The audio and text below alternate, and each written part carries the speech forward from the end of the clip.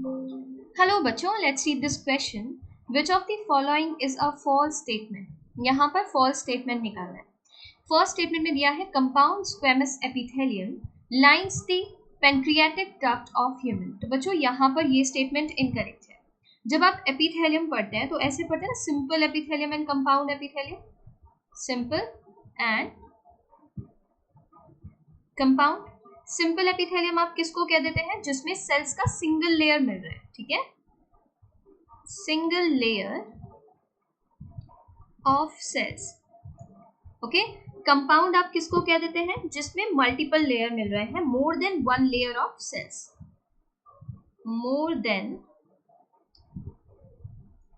One layer of cells मिल रहा है जहां पर.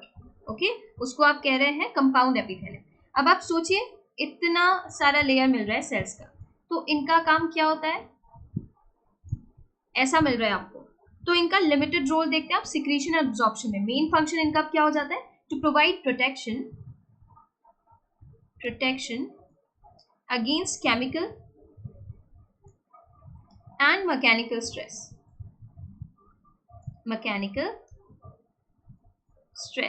ओके. ये कहाँ पर मिलते हैं? ये कवर करते हैं ड्राई सरफेस ऑफ स्किन, तो हम यहाँ पर लिख देते हैं स्किन में मिल रहा है. ठीक है, ड्राई सरफेस ऑफ स्किन में मिल रहा है.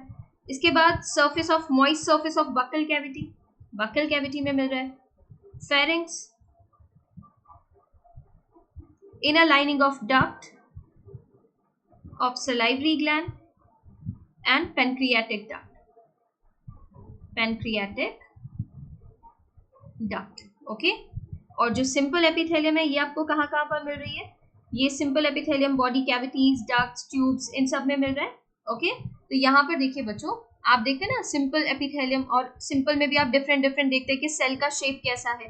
फ्लैटेंड सेल है तो आप क्या देते हैं? स्क्वेमस एपिथेलियम आपको कहाँ पर मिलता है? ब्लड वेसल्स में, और जो लंग में एयर सैक होते हैं वहां पर मिलता है. ठीक है. क्यूबॉइडल मिलते हैं, जिनमें क्यूबॉइडल शेप के सेल नजर आते हैं, वो क्यूबॉइडल एपिथेलियम बनाते हैं. कॉलमनार पढ़ते हैं ना, कॉलमनार एपिथेलियम, जिसमें column shape, tall and cylinder cell होते हैं.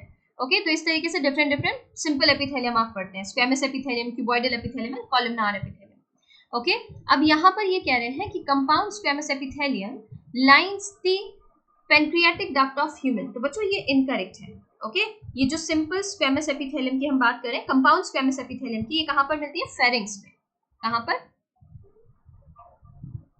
Pharynx. Okay. It is present in the epidermis of skin of land vertebrates, oral cavity, tongue, esophagus, anal canal, lower part of the urethra, vocal cord. Okay. तो यहाँ पर ये हो जाता है incorrect. इसके बाद देखिए नेक्स्ट उसमें क्या कह रहे हैं? Stratified epithelial lining is found in intestine. तो बच्चों इंटेस्टाइन में क्या काम हो रहा है? इंटेस्टाइन में हम अब्जॉर्प्शन पढ़ रहे हैं, है ना. अगर हम स्मॉल इंटेस्टाइन की बात करते हैं तो उसमें आप देखते हैं मैक्सिमम अब्जॉर्प्शन हो रहा है फूड का. ओके. और फिर आप देखते हैं अब्जॉर्प्शन के लिए अगर स्ट्रेटिफाइड एपिथेलियम होगा, स्ट्रेटिफाइड स्ट्रेटा मतलब मोर देन वन लेयर वहां पर प्रेजेंट है. ठीक है. इसी तरीके का उसको आप कंपाउंड ही कहेंगे. कंपाउंड एपिथेलियल लाइनिंग मिल रही है इंटेस्टाइन में, तो ये इनकरेक्ट हो जाता है. इंटेस्टाइन में आप कौन सी एपिथेलियम पढ़ते हैं? कॉलमनार एपिथेलियम, और उसमें भी माइक्रोविलाई फॉर्म होते हैं. इस तरीके से बना देते हैं, माइक्रोविलाई मिलते हैं उसमें, जो अब्जॉर्प्शन के लिए सरफेस एरिया को इंक्रीज करने का काम कर रहे होते हैं. ओके. तो यहाँ पर स्ट्रेटिफाइड एपिथेलियल लाइनिंग नहीं मिलती. सिंपल कॉलमनार, और वो भी माइक्रोविलाई के साथ. ठीक है. तो इस तरीके की आपको इंटेस्टाइन में क्या मिलेगी? एपिथेलियल लाइनिंग मिलेगी. ये इनकरेक्ट है, स्ट्रेटिफाइड.